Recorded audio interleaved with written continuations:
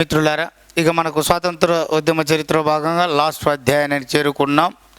So భారతదేశ స్వాతంత్రోద్యమ చరిత్రను మనకు ఆర్సి దత్ అనేటటువంటి చరిత్రకారుడు మొత్తం మనకు 3 భాగాలుగా విభజించడం జరిగిందని చెప్పాము. మితవాద యుగం, అతివాద యుగం, అలాగే మనకు గాంధీ యుగం. మితవాద యుగం, అతివాద యుగం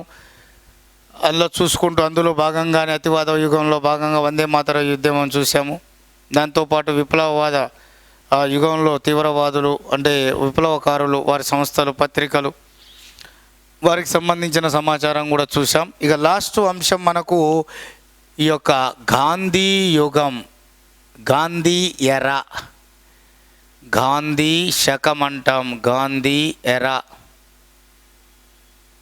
సో గాంధీ యుగం, గాంధీ ఎరా 1920 నుంచి క్రీస్తు శకం 1920 నుంచి క్రీస్తు శకం 1947 వరకు. సో 1885 నుంచి 1905 వరకు మితవాద, 1905 నుంచి 20 వరకు అతివాద, 1920 నుంచి 1947 వరకు గాంధీ యుగం.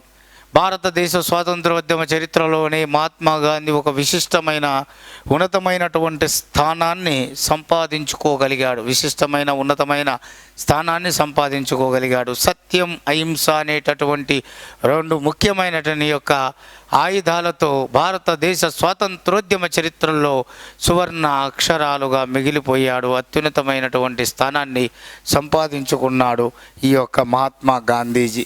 సరే, మహాత్మా గాంధీజీ గురించి మాట్లాడుకోయే ముందు ఫస్ట్ ఆయన ఎక్కడ జన్మించాడనేది చూద్దాం.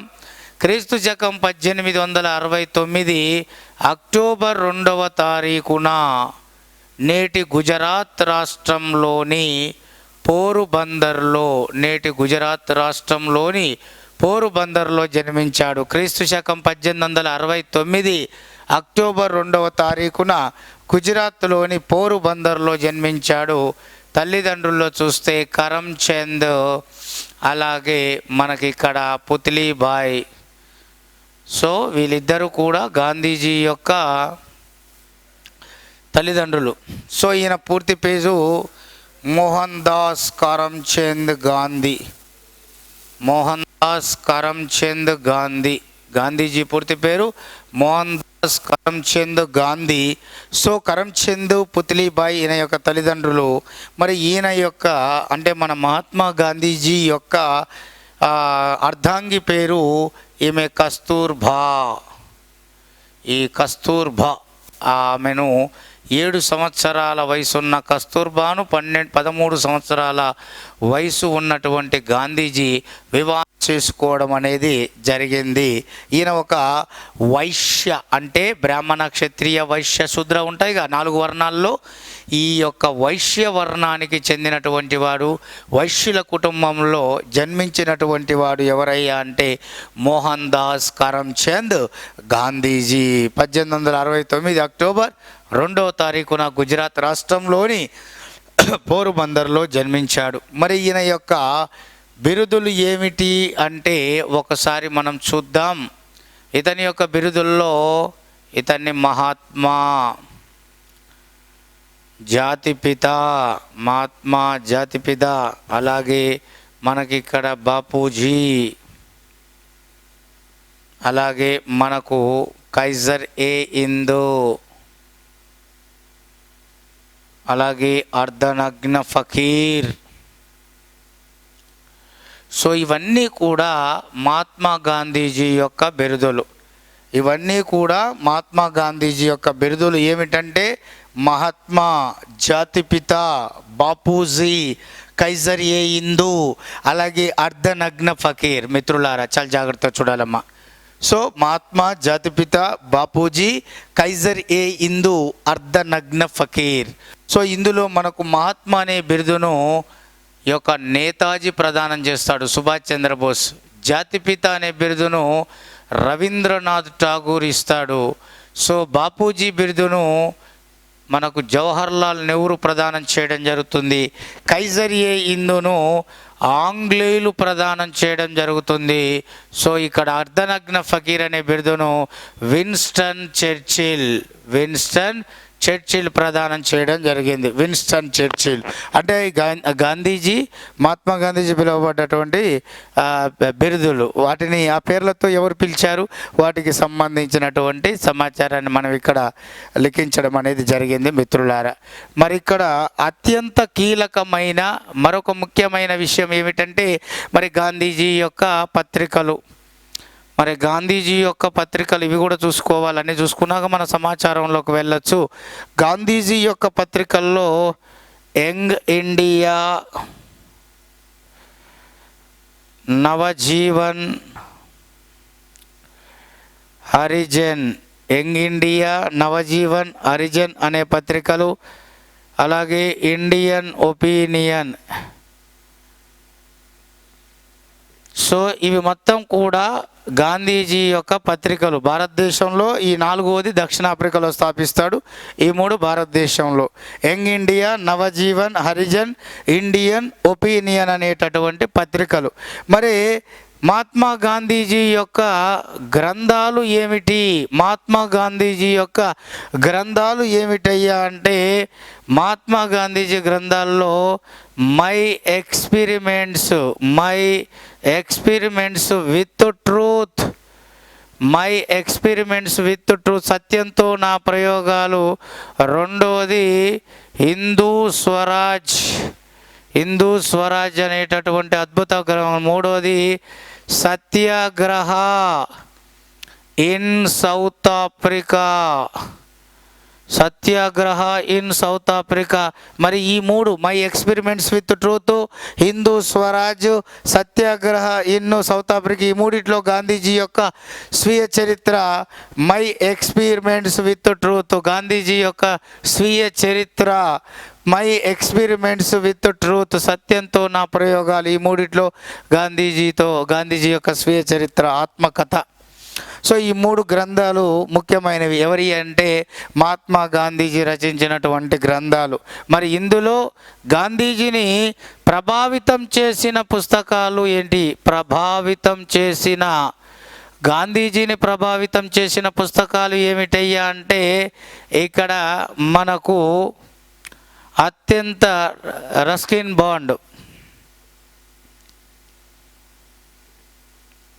అన్టు ద లాస్ట్, రస్కిన్ బాండ్ రచించిన unto the last,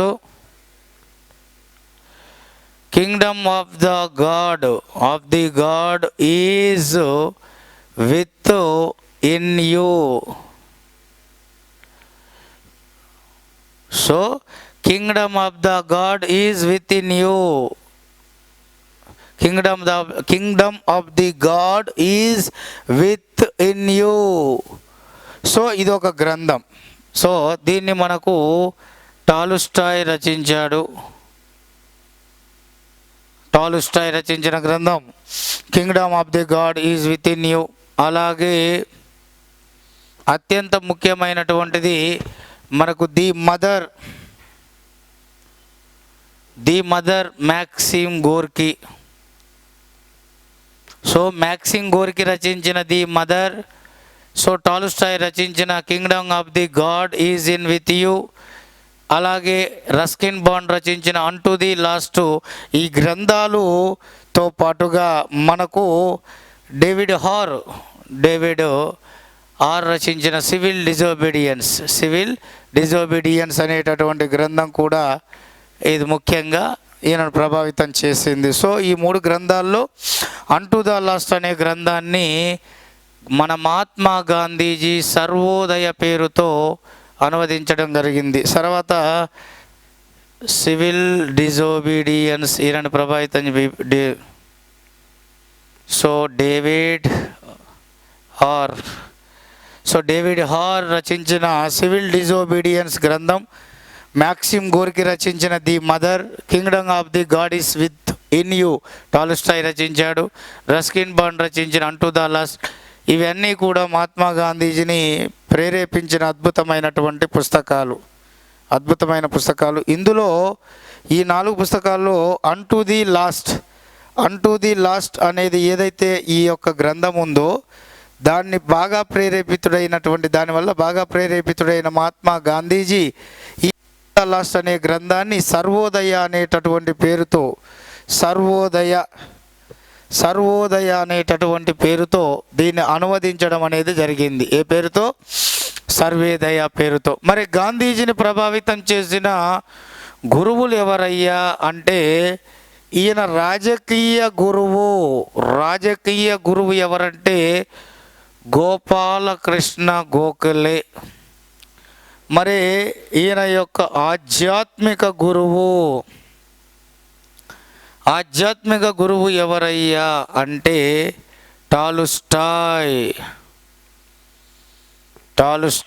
Leo టాలుస్టాయ్. Gandhiji యొక్క ఆధ్యాత్మిక గురువు. గాంధీజీ యొక్క రాజకీయ గురువు గోపాలకృష్ణ గోఖలే. మరి గాంధీజీ యొక్క కాన్షియస్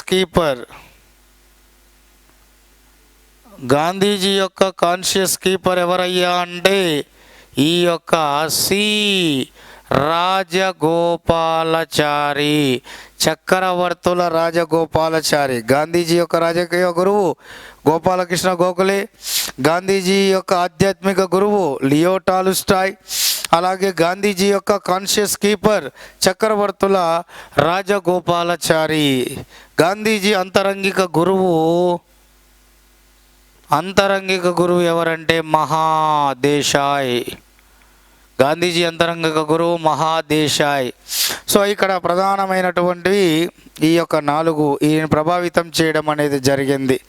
మరి గాంధీజీ ఇక్కడ ముఖ్యంగా అత్యంత క్లియర్గా ఈ యొక్క వైశ్యవర్ణానికి చెందినవాడు కాబట్టి వైష్ణవిజాన్ని వ్యాప్తిలోకి తీసుకురావడం జరిగింది. వైష్ణవిజాన్ని మరి ఇందులో అత్యంత కీలకంగా ఈయన నర్సింగ్ మెహతా అనే భక్తి ఉద్యమకారుడి ప్రబోధాలకు ఈయన ప్రభావితం కావడం జరిగింది. నర్సింగ్ మెహతా గుజరాత్లో ప్రముఖ భక్తి ఉద్యమకారుడు నర్సింగ్ మెహతా. ఆ యొక్క నర్సింగ్ మెహతా యొక్క ప్రబోధాలకు ఈయన ప్రభావితుడు కావడం అనేది జరిగింది. దానివల్ల ఈయన ముఖ్యంగా వైష్ణవ భక్తిని ఈయన ఎక్కువగా అనుసరించడం అనేది జరిగింది. ఎవరంటే మహాత్మా గాంధీజీ. ఇది మహాత్మా గాంధీజీకి సంబంధించినటువంటి మెయిన్ వ్యక్తిగత సమాచారం, ఆయన కుటుంబ సమాచారం, ఆయన పత్రికలు, గ్రంథాలు, ఆయన బిరుదులు, ఆయన ప్రభావితం చేసిన పుస్తకాలు, ఆయనను ప్రభావితం చేసిన ముఖ్యమైనటువంటి గురువులు, వీటికి సంబంధించిన సమాచారం చూసాం. ఇప్పుడు ఆయనకు నార్మల్గా ఆయన యొక్క రాజకీయ చరిత్రను అనేది చూద్దాం. మామూలుగా ఆయన ఒక న్యాయ వృత్తి నుంచి ఏ విధంగా ముఖ్యమైన స్వాతంత్ర ఉద్యమకారుడుగా ప్రసిద్ధిగాంచాడు అనేది చూద్దాం. ఇక్కడ మనకి ప్రీవియస్గా గాంధీజీకి సంబంధించిన వ్యక్తిగత సమాచారం అనేది చూడడం జరిగింది. మరి ఇందులో ముఖ్యంగా ఈయన వృత్తికి సంబంధించింది సమాచారం చూసుకుంటే బెనర్జీ స్వామి యొక్క జైన మత సన్యాసి. ఈయన బెనర్జీ స్వామి అనేవాడు జైన మత సన్యాసి. ఈ బెనర్జీ స్వామి అనే జైన మత సన్యాసి కారణంగా ఈయన చేసిన ఆర్థిక సహాయం వలన మన మహాత్మా గాంధీజీ లండన్కు వెళ్ళి న్యాయవాద విద్యను అభ్యసించడం అంటే ఈ న్యాయ వృత్తిని ఎల్ఎల్బి కంప్లీట్ చేసి న్యాయవాద వృత్తిని అవలంబించడం జరిగింది, లాయర్. సో అందులో భాగంగానే న్యాయవాద వృత్తిని అవలంబించిన తర్వాత మొట్టమొదటిసారి గాంధీజీ 1893 సంవత్సరంలో గుజరాత్ వర్తకుడైన దాదా అబ్దుల్లా యొక్క వ్యాపారి అయినటువంటి దాదా అబ్దుల్లా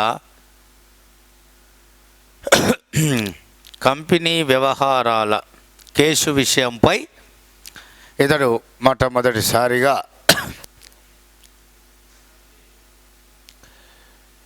దక్షిణాఫ్రికాకు వెళ్ళడం జరిగింది. దాదా అబ్దుల్లా కంపెనీ వ్యవహారాల నిమిత్తమై మొట్టమొదటిసారిగా దక్షిణాఫ్రికాకు గాంధీజీ 1893లో వెళ్ళడం జరిగింది.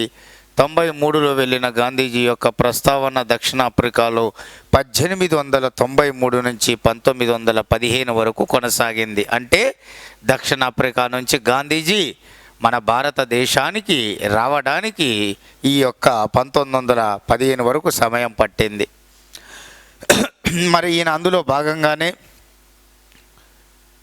డర్బన్ నుండి దక్షిణాఫ్రికాలో డర్బన్ నుంచి ప్రిటోరియా అనే ప్రాంతానికి వెళ్ళదలుచుకుంటాడు. అందులో భాగంగా ఆయన ఫస్ట్ క్లాస్ టికెట్ని రిజర్వేషన్ చేయించుకుంటాడు. సో ఇక్కడ డర్బన్ నుంచి ప్రిటోరియాకు వెళ్తున్నప్పుడు Gandhiji first class ticket reservation చేయించుకొని రైలు ఎక్కిన వెంటనే ఆ రైలు బోగీల నుంచి స్టాండర్టన్ అనేటటువంటి రైల్వే స్టేషన్ రాగానే మన గాంధీజీని తోసివేయడం జరుగుతుంది స్టాండర్టన్ రైల్వే స్టేషన్లో. ఎందుకంటే ఇక్కడ శ్వేత జాతీయులు అనేటటువంటి వారు నల్ల జాతీయులపై అక్కడ చూపిస్తున్నటువంటి దారుణమైన జాతి వివక్షతను తొలిసారి ఎదుర్కొంటాడు గాంధీజీ స్టాండర్టన్ అనేటటువంటి రైల్వే స్టేషన్. ఆ రోజు గాంధీజీ అక్కడి నుంచి ఫస్ట్ క్లాస్ ఏదైతే కంపార్ట్మెంట్ ఉందో ఆ బోగీల నుంచి కిందికి నెట్టవేయబడిన తర్వాత ఆ రోజు రాత్రి మొత్తం కూడా సెయింట్ పీటర్ మారిట్స్బర్గ్ రైల్వే స్టేషన్లో ఆయన కాలం ఆ యొక్క రాత్రి మొత్తం ఆయన గడిపాడట. అక్కడనే స్టాండర్డ్ ప్రాంతంకి రాగానే ఆయన తోసివేశారు. సెయింట్ పీటర్ పక్క నుంచి స్టేట్ పీటర్ మారిట్స్బర్గ్ రైల్వే స్టేషన్లో ఒక రాత్రి తలదాచుకోవడం అనేది జరిగింది. అక్కడి నుంచి ఈ యొక్క గాంధీజీ శ్వేత జాతీయుల నల్ల జాతీయుల పట్ల చేస్తున్న అవమానాలు, జాతి వివక్షతను, వాళ్ళు చేస్తున్న కొన్ని రకమైన ముఖ్యమైన చట్టాలను వ్యతిరేకిస్తూ మహాత్మా గాంధీజీ దక్షిణాఫ్రికాలో నివసిస్తున్న నల్ల జాతీయుల కోసం శ్వేత జాతీయులకు వ్యతిరేకంగా ఈయన యొక్క సత్యాగ్రహాలను అక్కడనే మొట్టమొదట చేపట్టడం అనేది జరిగింది. మరి దక్షిణాఫ్రికాలో గాంధీజీ చేపట్టిన సత్యాగ్రహాలు మనం చూసుకుంటే ఇక్కడ 1 అలాగే 2 ఇది మొదటి దశ, ఇది రెండవ దశలో సత్యాగ్రహాలు. మొదటి దశ, రెండవ దశ. ఇక్కడ మొదటి దశ 1906, రెండవ దశ 1913. మొదటి దశ 1906, రెండవ దశ 1913లో ఈ యొక్క మన మహాత్మా గాంధీజీ తన మన యొక్క దక్షిణాఫ్రికాలో ఈయన తన యొక్క సత్యాగ్రహాన్ని స్టార్ట్ చేశాడు. దేనికి? బ్రిటిష్ వారి రిజిస్ట్రేషన్ చట్టానికి వ్యతిరేకంగా. బ్రిటిష్ వారి రిజిస్ట్రేషన్ చట్టానికి వ్యతిరేకంగా 1906లో మొట్టమొదటిసారిగా సత్యాగ్రహం చేస్తాడు. ఏంటిది ఇది అంటే దక్షిణాఫ్రికాలో నివసిస్తున్నటువంటి నల్ల జాతీయులు అనేటటువంటి వారు తప్పనిసరిగా వాళ్ళు రిజిస్ట్రేషన్ చేయించుకోవాలంటే వారి వ్యక్తిగత పత్రాలతో పాటు వాళ్ళ వేలిముద్రలు కూడా తప్పనిసరి అని చెప్పేసి దీన్ని అమల్లోకి తీసుకొచ్చారు. దీన్ని నిరసిస్తూ గాంధీజీ మొట్టమొదటిసారిగా 1906లో సత్యాగ్రహాన్ని నిర్వహించడం జరిగింది. దీంతో ఈయన యొక్క సత్యాగ్రహంతో దక్షిణాఫ్రికాలో ఈ యొక్క బ్రిటిష్ రిజిస్ట్రేషన్ చట్టం రద్దు కావడం జరిగింది. 1913లో మళ్ళీ రెండు కొత్త చట్టాలు తీసుకొచ్చారు. బ్రిటిష్ వాళ్ళు మళ్ళీ 2 కొత్త చట్టాలు తీసుకొచ్చారు. అవి ఒకటి ఏమిటంటే క్రిస్టియనేతర వివాహాలు రద్దు. క్రిస్టియనేతర వివాహాలు రద్దు కాబడతాయి. క్రిస్టియన్ మతాన్ని స్వీకరించిన వివాహాలు మాత్రమే కొనసాగుతాయి. క్రిస్టియన్ మతస్థుడు కానటువంటి వారి వివాహాలు రద్దవుతాయి. అలాగే తమ అనుమతి పొందకుండా లండన్ ఆర్ ఇంగ్లాండ్కు వచ్చినట్లయితే 3 పౌండ్ల పన్ను చెల్లించాలి. 3 పౌండ్ల పన్నుని చెల్లించాలి. తమ అనుమతి పొందకుండా ఇంగ్లాండ్ దేశానికి చేరుకున్నట్లయితే ఎవరైనా నల్ల జాతీయులు 3 పౌండ్ల పన్నును పెనాల్టీగా చెల్లించాలని. సో ఈ రెండిటితో ఈ 2 చట్టాలను రద్దు చేయాలని గాంధీజీ ఇక్కడ రెండోసారి సత్యాగ్రహం చేస్తాడు. దీంతో స్మర్ట్స్ అనేటటువంటి అధికారి, స్మర్ట్స్ అనేటటువంటి ఆ యొక్క ఆంగ్లేయ అధికారి ఇక్కడ అత్యంత క్లియర్గా ఇక్కడ దక్షిణాఫ్రికాకు ఎవరైనా సరే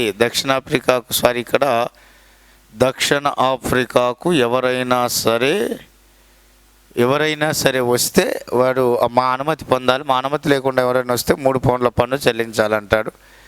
ఈ రెండింటికి మన అందులో భాగంగానే సత్యాగ్రహం స్టార్ట్ చేస్తాడు. ఆ సత్యాగ్రహాన్ని భగ్నం చేసి స్మర్ట్స్ అనేటటువంటి యొక్క అధికారి మన మహాత్మా గాంధీజీని సౌత్ ఆఫ్రికాలో నిర్బంధించడం అనేది జరుగుతుంది, జైల్లో వేయడం అనేది జరుగుతుంది. ఎవరిని జైల్లో వేయడం జరుగుతుంది? స్మర్ట్స్ అనేటటువంటి వారు మన మహాత్మా గాంధీజీని 1914లో ఈ స్మర్ట్స్ మన మహాత్మా గాంధీజీని వదిలిపెడతాడు, విడుదల చేయబడతాడు. 1915లో జనవరి 9వ తారీఖున గోపాలకృష్ణ గోఖలే కోరిక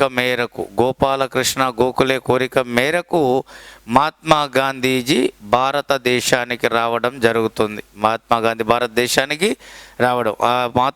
1915లో భారతదేశానికి వచ్చిన జనవరి 9ని భారత ప్రభుత్వం భారతీయ ప్రవాస్ దివస్గా జనవరి 9ని భారతీయ ప్రవాస్ దివస్గా జరుపుకోవడం మనం చూస్తూనే ఉన్నాం. ఓకేనా? మరి గాంధీజీ ఈ యొక్క సత్యాగ్రహాలు చేసుకుంటూ ముఖ్యంగా అక్కడ 1894 దక్షిణాఫ్రికాలో నటల్ ఇండియన్ కాంగ్రెస్ అనే సంస్థను స్థాపించాడు. 1894లో నటల్ ఇండియన్ కాంగ్రెస్ అనే స్థాపన. అక్కడనే ఇండియన్ ఒపీనియన్ అనేటటువంటి పత్రికను స్థాపించాడు. 1894లో నటల్ ఇండియన్ కాంగ్రెస్ అనేటటువంటి సంస్థను స్థాపించి తన యొక్క ఉద్యమ భావాలను ముందుకు తీసుకువెళ్ళడం అనేది జరిగింది.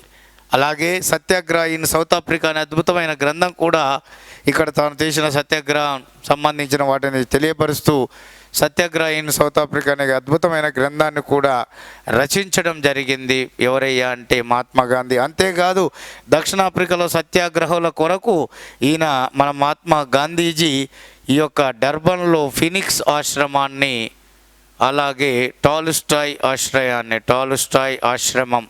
సో దక్షిణాఫ్రికాలో మహాత్మా గాంధీజీ 2 సత్యాగ్రహాల కొరకు 2 ఆశ్రమాలను స్థాపిస్తాడు. ఫినిక్ ఆశ్రమం, అలాగే టాలుస్టాయ్ ఆశ్రమం. ఈ 2 ఆశ్రమాలను మనకు ఇందులో అలెన్ బక్ అనేటటువంటి జర్మనీ యొక్క దేశస్థుడి ఆర్థిక సహకారంతో ఈ 2 ఆశ్రమాలను మన మహాత్మా గాంధీజీ ఏర్పాటు చేయడం అనేది జరిగింది. మన మహాత్మా గాంధీజీ దక్షిణాఫ్రికాలో చేసిన సేవకు, ఆయన చేసిన సత్యాగ్రహాలకు, ఆయన రద్దు చేసిన చట్టాలకు గుర్తుగా మన మహాత్మా గాంధీజీని ఒక హీరోలాగా చూసేవారు, ఒక సోదరుడు, తమ ఇంటి వ్యక్తిలాగానే భావించేవారు. సో మన దక్షిణాఫ్రికాలో మన గాంధీజీగా కాకుండా భాయ్ అని పిలువబడ్డాడు. సో దక్షిణాఫ్రికాలో ఆ యొక్క దక్షిణాఫ్రికా ప్రజల చేత, ముఖ్యంగా నల్ల జాతీయుల చేత, ముఖ్యంగా మన మహాత్మా గాంధీజీ పిలువబడ్డ పేరు భాయ్.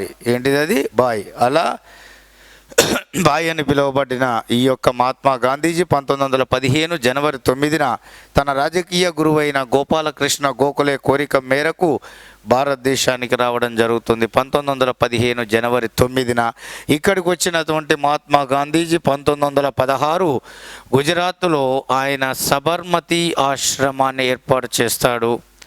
రాజకీయ కార్యక్రమ స్వాతంత్ర ఉద్యమ భావాలను ముందుకు తీసుకెళ్ళడానికి, అలాగే కుష్ఠరోగుల కొరకు వార్దా ఆశ్రమాన్ని ఏర్పాటు చేస్తాడు. వార్దా ఆశ్రమాన్ని ఇదే వార్దా ప్రాంతంలో బేసిక్ ఎడ్యుకేషన్ని యొక్క ప్రారంభించి దాన్ని ప్రాచుర్యంలోకి తీసుకొస్తాడు. వార్దాలో బేసిక్ ఎడ్యుకేషన్ని ప్రాచుర్యంలోకి తీసుకొచ్చినటువంటి వాడు మన మహాత్మా గాంధీజీ. ఈ యొక్క అత్యంత కీలకమైనటువంటి ఈ రెండు ఆశ్రమాలు సబర్మతి, వార్ధా. ఈయన యొక్క గాంధీజీ యొక్క ఆదర్శ గ్రామం పేరు సేవాగ్రామ్. గాంధీజీ యొక్క ఆదర్శ గ్రామం పేరు సేవాగ్రామ్. గాంధీజీ మన భారతదేశంలో స్థాపించిన ఆశ్రమాలు సబర్మతి, వార్ధా ఆశ్రమం. ఇది ఎస్పెషల్లీ కుష్ఠరోగుల కొరకు.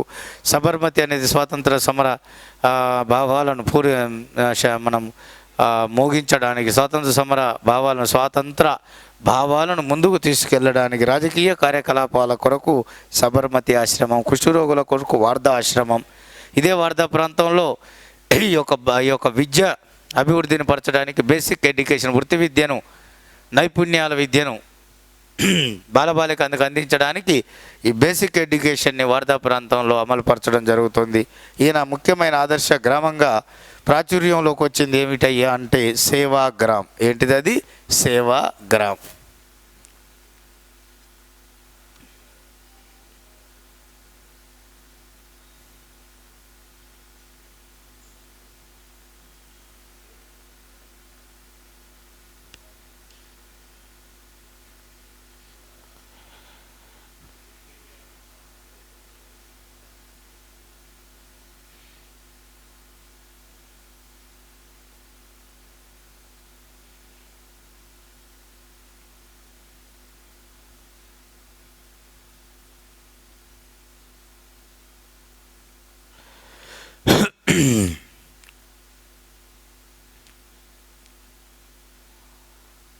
సో ఇక్కడ మనకి గాంధీజీ 1915 జనవరి 9న మన భారతదేశంలో అడుగుపెట్టాడని చెప్పాం.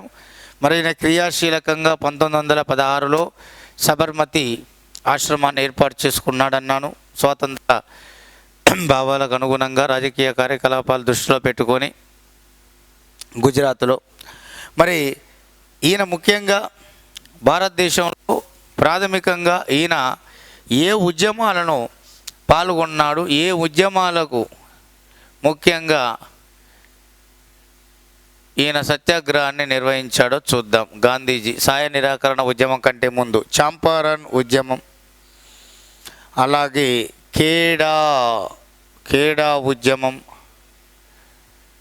అలాగే అహ్మదాబాద్ నూలు మిల్లు కార్మికుల కొరకు పోరాటం, నూలు మిల్లు కార్మికుల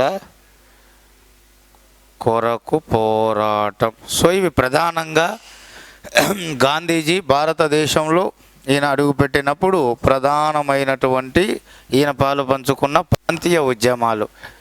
జాతీయ ఉద్యమాలు కాదు, ఇవి ప్రాంతీయ ఉద్యమాలు. అందులో ఫస్ట్ది చంపారణ్. 1917లో ఈ ఉద్యమం ప్రారంభమైందండి. ఇది బీహార్లో ఉన్నటువంటి జిల్లా చంపారణ్. ఈ చంపారణ్ అన్నటువంటి ఉద్యమం ఎందుకు వచ్చిందంటే, ఈ చంపారణ్లో ఉండేటటువంటి రైతుల భూముల్లో బ్రిటిష్ వాళ్ళు ఇక్కడ మనకు 3/20, సో 3/20 అంటే దీన్ని ఏమంటామంటే తీన్ కతియా విధానం అంటాము. తీన్ కతియా విధానం. తమ యొక్క పొలాలలో, వ్యవసాయ భూముల్లో ఖచ్చితంగా రైతులు అనేటటువంటి వారు నీలి మందు పంటను పండించాలని చెప్పేసి వారు చంపారణ్ రైతులను కోరడం జరిగింది. 3/20 వంతు.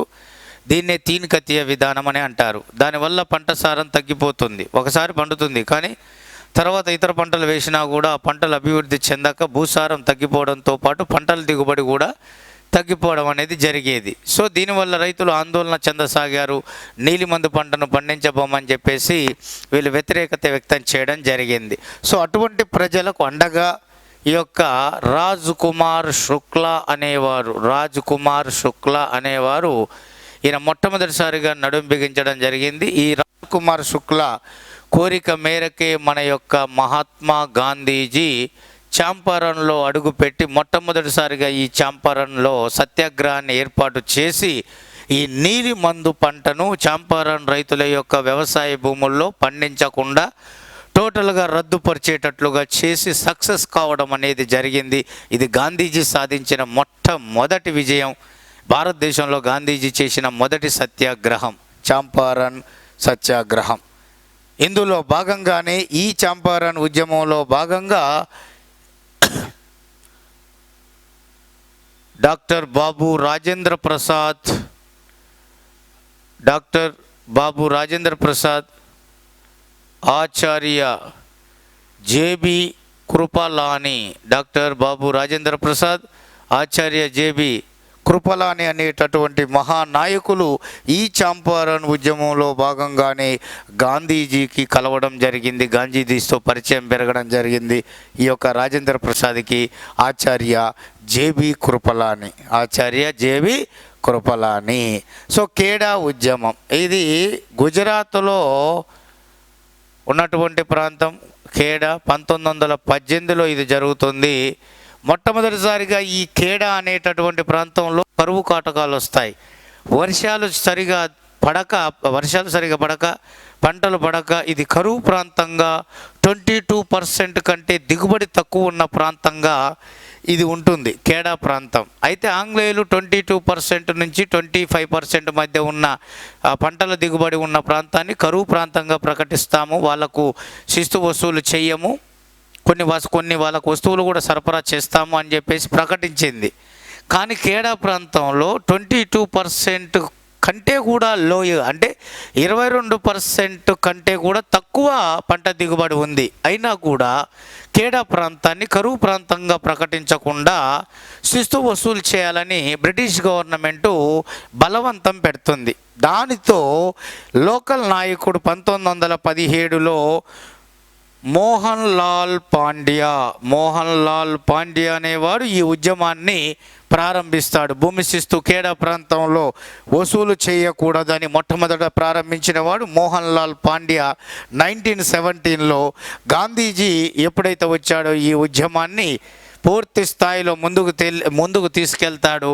తర్వాత 1918లో ఇతడు గాంధీజీ నాయకత్వం వహించి ఇక్కడ సత్యాగ్రహం ఇక్కడ కూడా చేసి ఈ యొక్క గుజరాత్లో మనకు అత్యంత కీలకమైనటువంటి ఈ యొక్క భూమి శిస్తును రద్దుపరిచేటట్టు చేస్తాడు. ఈ గుజరాత్లోని ఖేడా ఉద్యమంలో భాగంగానే మనకి ఈ యొక్క బార్డోలి వీరుడు సర్దార్ వల్లభాయ్ పటేల్ గాంధీజీకి పరిచయం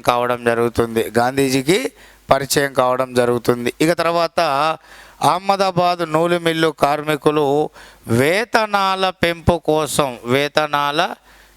కోసం వీరు ఉద్యమాన్ని చేపడతారు. ఇందులో పోరాటం చేస్తారు కార్మికులు. మా యొక్క మిల్లు యజమానులు కార్మికులకు వేతనాలు సరిగా ఇవ్వట్లేదు, ఆ వేతనాలు కూడా చాలా తక్కువ స్థాయిలో ఇస్తున్నారు అనే ఉద్దేశంతో ఇక్కడ పోరాటం చేస్తారు. ఈ పోరాటంలో భాగంగా గాంధీజీ సత్యాగ్రహాన్ని ఇక్కడ కూడా మొదలుపెట్టి 1918లో ఈ అహ్మదాబాద్ నూలు మిల్లు కార్మికుల తరపున సత్యాగ్రహం చేసి ఎక్కువ వేతనాలు ఇచ్చేటట్లుగా చేసి ఏకంగా 35% కార్మికుల యొక్క జీతాలు పెంచేటట్లుగా కార్మికుల యొక్క యాజమాన్యాలు 35% కార్మికులకు వేతనాలు పెంచేటట్లుగా సత్యాగ్రహం చేసి అహ్మదాబాద్ నూలు మిల్లు కార్మికుల కొరకు ఎదురు నిలబడి 1918లో సత్యాగ్రహం చేసి ఈ యొక్క పోరాటాన్ని కూడా విజయవంతం చేయడం జరిగింది మహాత్మా గాంధీ. ఈ యొక్క అహ్మదాబాద్ నూలు మిల్లు కార్మికుల పోరాటంలో భాగంగానే గాంధీజీకి ముఖ్యమైన శిష్యురాలుగా ఉన్న అనసూయ బెన్ అనేటటువంటి మహిళ గాంధీజీ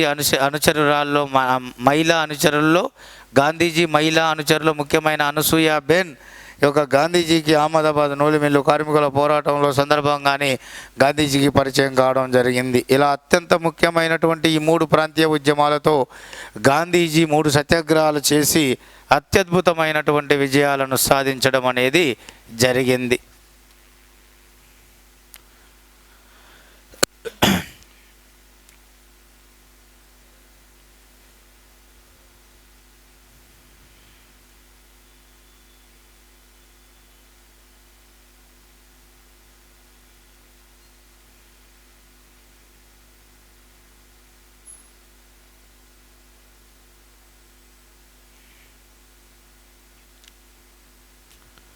సో ఇక్కడ మనకి అత్యంత కీలకమైనటువంటి ఇందులో భాగంగా నెక్స్ట్ మనము చూసుకునేటటువంటిది రౌలత్ చట్టం. సో ఈ రౌలత్ చట్టం చేయబడినటువంటి సంవత్సరం క్రీస్తు శకం 1919 ఏప్రిల్ 6. సో సిడ్నీ రౌలత్ అధ్యక్షతన ఈ రౌలత్ చట్టం అనేది ఏర్పాటు చేయబడడం జరిగింది 1919 ఏప్రిల్ 6వ తేదీన. ఏప్రిల్ 6వ తేదీన. సో ఇది ఎందుకు ఏర్పాటు చేయబడ్డది అంటే మొదటి ప్రపంచ యుద్ధ కాలంలో ఏర్పరిచిన ఎమర్జెన్సీకి సంబంధించిన అంశాలు అమలు పరచాల వద్దా. మొదటి ప్రపంచ యుద్ధంలో బ్రిటిష్ గవర్నమెంటు ఏర్పాటు చేసుకున్న ఏదైతే ఎమర్జెన్సీ అంశాలు ఉన్నాయో అవి అమలు పరచాలా వద్దా అన్న అంశాలను అధ్యయనం చేయడానికి ఈ 1919 ఏప్రిల్ 6వ తారీఖున ఈ రౌలత్ చట్టం అనేది దీన్ని ఏర్పాటు చేయడం జరిగింది. 1919 ఏప్రిల్ 6న రౌలత్ చట్టం అనేది ఏర్పాటు కావడం జరిగింది. దీనిని గాంధీజీ రౌలత్ చట్టం ఏర్పాటు చేయబడ్డ రోజుని భారత్కు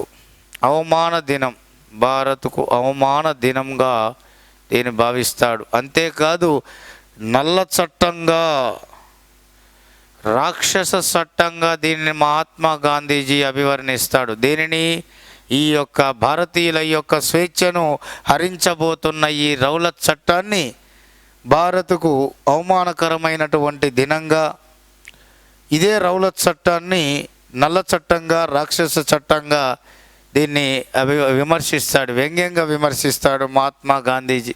ఏంటిది ఆ రౌలత్ చట్టం? మొదటి ప్రపంచ కాలంలో ఉన్నటువంటి ఎమర్జెన్సీని విధించవచ్చు, అదే అంశాలను విధించవచ్చు.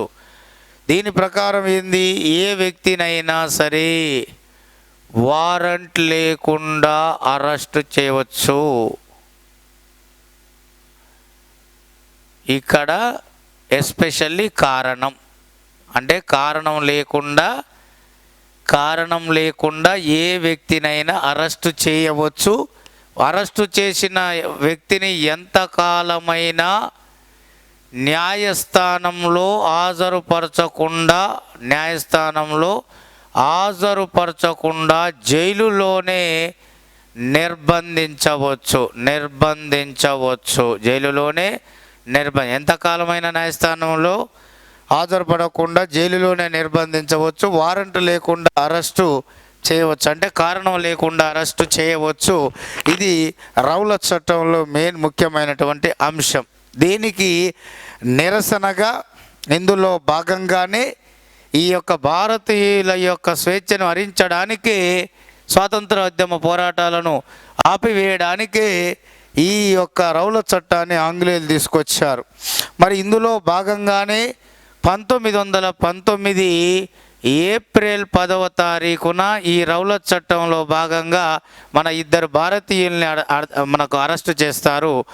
డాక్టర్ సత్యపాల్ అనేటటువంటి వ్యక్తి ఉన్నాడు, సైఫుద్దీన్ కిచ్లు.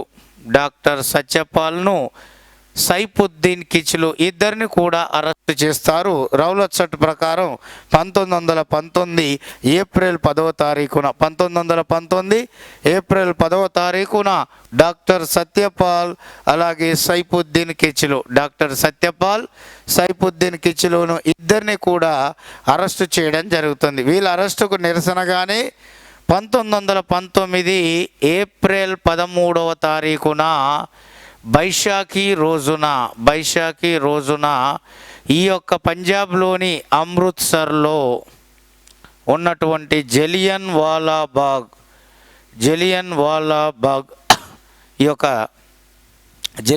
బాగ్ దగ్గర ముఖ్యమైనటువంటి ఈ యొక్క అమృత్సర్లో ఉన్న జలియన్ వాలా బాగులో వీళ్ళందరూ కూడా సమావేశం అవుతారు. ఎవరు? సత్యపాల్, సైఫుద్దీన్ కిచ్లు ఇద్దరిని అరెస్టు చేసినటువంటి వాళ్ళని తక్షణమే బ్రిటిష్ గవర్నమెంటు రిలీజ్ చేయాలి.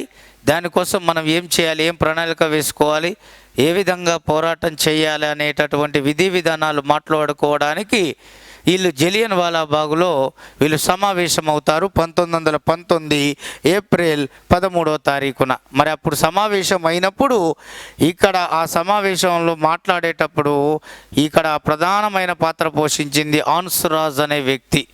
అక్కడ 1919 ఏప్రిల్ 13వ తారీఖున బైశాఖి రోజున పంజాబ్లోని అమృత్సర్లో ఉన్నటువంటి జలియన్ వాలాబాగులో వీళ్ళంతా సమావేశమై వీరు ఉండడం జరిగింది. అందులో ఆ సమావేశానికి హాజరైనటువంటి వారందరికీ ప్రసంగం చేస్తున్న ఒక ముఖ్యమైన వీళ్ళని ఎలా విడుదల చేయాలో ప్రసంగం చేస్తున్న వ్యక్తి ఆన్సురాజ్. ఎవరైనా ఆన్సురాజ్. మరి ఇక్కడ ఇంకో కథ చూస్తే ఈ పంజాబ్ గవర్నర్గా ఉన్నటువంటి వాడు ఆ సమయంలో మైఖేల్ ఓ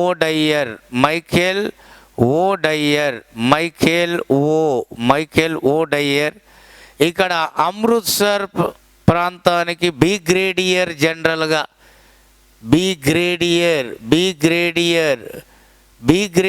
జనరల్గా ఉన్నది జనరల్ డయ్యర్. సో ఇద్దరు డయ్యర్లు. సో ఒకడేమో పంజాబ్ గవర్నర్, ఒకడు Amritsar brigadier general. So Punjab గవర్నర్గా టైంలో ఉన్నది మైఖేల్ ఓ డయ్యర్, అమృత్సర్ బ్రిగేడియర్ జనరల్గా ఉన్నటువంటి వాడు జనరల్ డయ్యర్.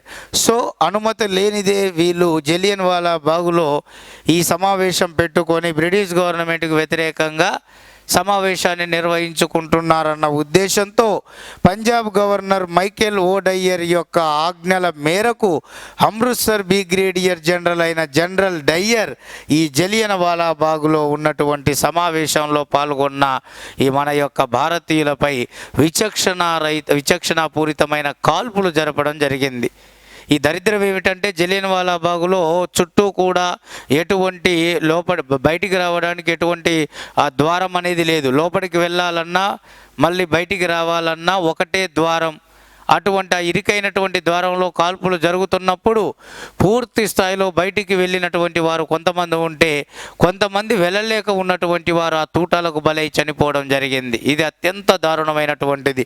దీన్ని మన భారతదేశ చరిత్రలో జలియన్ వాలాబాగ్ సంఘటన లేదా దురంతం అంటాం. జలియన్ వాలాబాగ్ దురంతం లేదా జలియన్ వాలాబాగ్ సంఘటన అంటాం. 1919 ఏప్రిల్ 13న సంభవించింది. దీనికి కారకుడు జనరల్ డయ్యర్. ఆ యొక్క కాల్పులు ఆదేశించింది మైఖేల్ ఓ డయ్యర్. సో ఇందులో భాగంగా మరి జలియన్ వాలాబాగ్ ఈ యొక్క సంఘటన అత్యంత దారుణమైనది.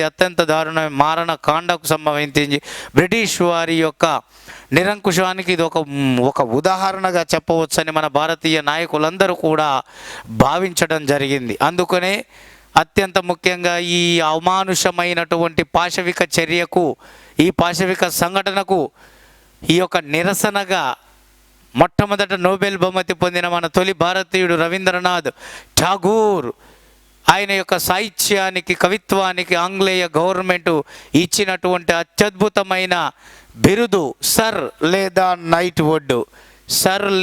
నైట్ వుడ్ అనేటటువంటి బిరుదును, ఆంగ్లేయులు తనకిచ్చిన సర్ లేదా నైట్ వుడ్ అనే బిరుదును జలియన్ వాలాబాగ్ దురంతానికి నిరసనగా ఈ యొక్క సర్ లేదా నైట్ వుడ్ అనే బిరుదును బ్రిటిష్ వారికి తిరిగి ఇచ్చేయడం అనేది జరిగింది. ఎవరయ్యా అంటే ఈ యొక్క రవీంద్రనాథ్ ఠాగూర్. ఈ యొక్క జలియన్ వాలాబాగ్ దురంతానికి ఈ యొక్క నిరసనగా మన వాళ్ళు ప్రదర్శనలు చేపడుతూ పోరాటాలు కొనసాగిస్తున్న సమయంలో ఈ జలియన్ వాలాబాగ్ దురంతానికి మేము ఒక ముగింపు తెస్తామంటూ జలియన్ వాలాబాగ్ దురంతానికి ఆ దురాగతం గురించి తెలుసుకోవడానికి, దాని మీద సమగ్ర పరిశీలన జరిపి సమాచారం సేకరించడానికి బ్రిటిష్ గవర్నమెంట్ నియమించిన కమిషన్ పేరు హాంటర్ కమిషన్. జలియన్ వాలాబాగ్ దురంతానికి ఈ యొక్క జలియన్ వాలాబాగ్ దురంతానికి ఈ యొక్క బ్రిటిష్ గవర్నమెంట్ దానికి సంబంధించిన సమాచారాన్ని తెలుసుకోవడానికి బ్రిటిష్ గవర్నమెంట్ నియమించిన కమిషన్ ఏమిటయ్యా అంటే హాంటర్ కమిషన్. అంటే హాంటర్ కమిషన్. ఈ కమిషన్ ఏం చెప్పింది? కేవలం 400 మంది చనిపోయారు. 1000 నుంచి 1200 మంది గాయపడ్డారు అని చెప్పారు. చనిపోయిన వాళ్ళు ఎక్కువ ఉన్నారు, కానీ గాయపడిన వాళ్ళు తక్కువ ఉన్నారు. కానీ హంటర్ కమిషను 400 మందే చనిపోయారు, 1200 మందే గాయపడ్డారు అంటూ హంటర్ కమిషన్ బ్రిటిష్ వారికి అనుకూలంగా డయ్యర్ని తప్పు పట్టకుండా అతన్ని నిర్దోషిగా తేల్చి చెప్పింది. సో దీనికి వ్యతిరేకంగా మన భారతీయులు కమిటీ వేసుకొని దాని ప్రకారం ఎంక్వైరీ చేస్తే మనకు 1000 మందికి పైగా మరణించారు, కేవలం 400కు పైగా గాయపడ్డారు. అంటే మన భారతీయులు వేసుకున్నటువంటి కమిషన్ ప్రకారం, మన రిపోర్టు ప్రకారం ఎక్కువ మంది మరణించారు, వాళ్ళ రిపోర్ట్ ప్రకారం తక్కువ మంది మరణించారు. అంటే ఇది వాళ్ళ వైపు వాళ్ళకు అనుకూలంగా నియమించుకున్నటువంటి కమిషన్, ఇందులో ఏమీ లేదు, పేరుకే నియమించారు. అందుకనే గాంధీజీ ఈ యొక్క హంటర్ కమిషన్ని ఏమని పిలిచాడయ్యా అంటే వైట్ వాష్ కమిషన్. గాంధీజీ ఈ యొక్క హంటర్ కమిషన్ను ఏమని పిలిచాడయ్యా అంటే వైట్ వాష్ కమిషన్ అని పిలవడం జరిగింది. ఏ commission? White wash commission. So ఈ జలియన్ వాలాబాగ్ దురంతం అనేది ఇప్పటికి కూడా పూర్తి స్థాయిలో అత్యంతమైనటువంటి ఒక చారిత్రాత్మకమైన ప్రాధాన్యతను కలిగి ఉంది.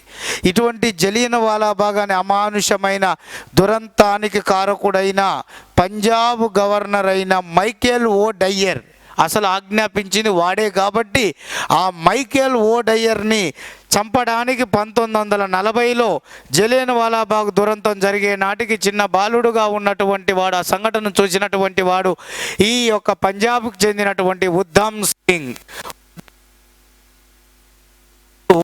జలియన్ చూసిన ఉద్ధమ్ సింగ్ 1940లో లండన్కి వెళ్ళి ఈ యొక్క మైకేల్ ఓ డయ్యర్, పంజాబ్ గవర్నర్గా అప్పుడు జలియన్ వాలాబాగ్ దురంతం జరిగేటప్పుడు పంజాబ్ గవర్నర్గా ఉన్న మైకేల్ ఓ డయ్యర్ని అక్కడ చంపి రావడం అనేది జరుగుతుంది. ఉద్ధమ్ సింగ్. ఇది మనకు ఓవరాల్గా ఈ యొక్క రౌలత్ చట్టం దాని అనుబంధంగా జలియన్ వాలాబాగ్ దురంతానికి సంబంధించిన సమాచారం.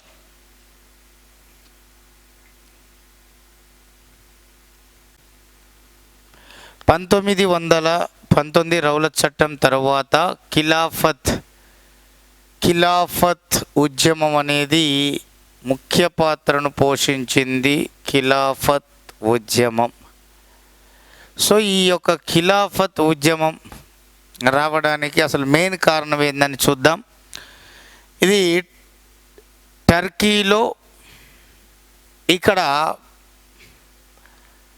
ఎవరైతే పాలకుడు ఉంటాడో అతడు ఖలీఫాగా పేర్కొనబడ్డాడు. టర్కీలో పాలకుడు ఖలీఫా అంటే ఇక్కడ మత గురువు పెద్ద అని చెప్పేసి అర్థం. టర్కీలో ఖలీఫా. ఈ టర్కీ దేశానికి చెందిన ఖలీఫా అనేటటువంటి పదవిని బ్రిటిష్ వారు రద్దు చేస్తారు. ఎందుకు అంటే మనకి మొదటి ప్రపంచ యుద్ధం 1914 నుండి 1918 వరకు కొనసాగింది. 1914 నుండి 1918 వరకు కొనసాగింది. అవునా? మరి ఇందులో భాగంగానే ఈ మొదటి ప్రపంచ యుద్ధంలో ఇంగ్లాండ్కు వ్యతిరేకంగా ఈ యొక్క జర్మనీ ఇంగ్లాండ్కు వ్యతిరేక కూటమిలో, ఆపోజిట్ కూటమిలో ఉంది. అటువంటి ఇంగ్లాండ్కు వ్యతిరేక కూటమిలో ఉన్న జర్మనీ దేశానికి ఈ టర్కీ దేశం అనేది సహాయం చేసింది. అంటే జర్మనీకి టర్కీ మొదటి ప్రపంచ యుద్ధంలో సహాయపడి ఈ బ్రిటిష్ వారిని ఓడించడానికి ప్రయత్నం చేసింది. సో మొదటి ప్రపంచ యుద్ధంలో జర్మనీ ఓడిపోయింది. దీని కేల్ కథం. సో దీనికి సహాయపడిన దేశమైన ఈ యొక్క టర్కీ మీద ఇప్పుడు ఆంగ్లేయులకు అవకాశం దక్కింది పగ ప్రతీకారం తీర్చుకోవడానికి.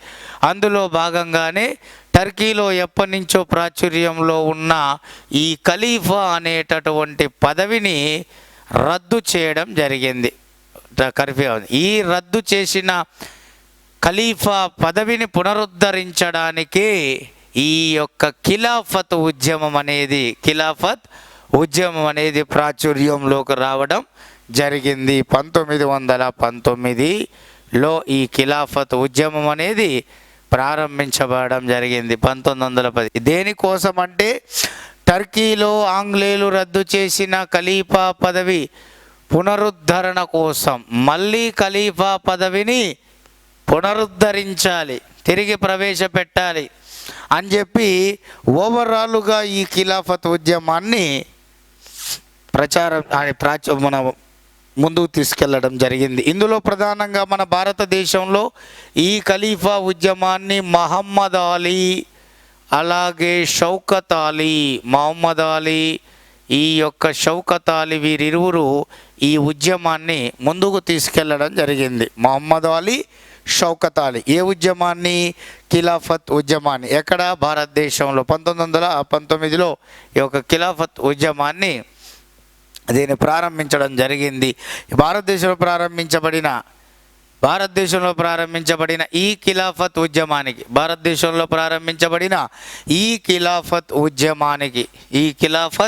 ఉద్యమానికి నాయకత్వం మనకు గాంధీజీ కానీ ఐఎన్సి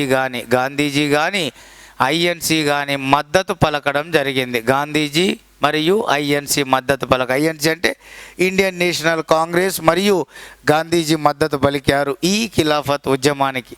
కానీ ఈలోపు టర్కీ సుల్తాన్గా సింహాసనం అధిష్టిస్తాడు ముస్తఫా కెమల్ పాషా. ఈ ముస్తఫా కెమల్ పాషా టర్కీ సుల్తాన్గా ఈయన సింహాసనం అధిష్ఠించిన తర్వాత స్వయంగా ఈయనే ఖలీఫా పదవిని రద్దు చేస్తున్నట్లు ప్రకటించడంతో ఈ యొక్క ఖిలాఫత్ ఉద్యమం అనేది సడన్గా ఆగిపోవడం అనేది జరుగుతుంది. అంటే ముస్తఫా కెమల్ పాషా యొక్క ప్రకటనతో, టర్కీ సుల్తాన్ అయిన ముస్తఫా కెమల్ పాషా ప్రకటనతో ఈ ఖలీఫా పదవి అనేది రద్దు కావడం జరుగుతుంది. ఇది మనకు అత్యంత ముఖ్యమైనటువంటి ఖిలాఫత్ ఉద్యమానికి సంబంధించిన సమాచారం.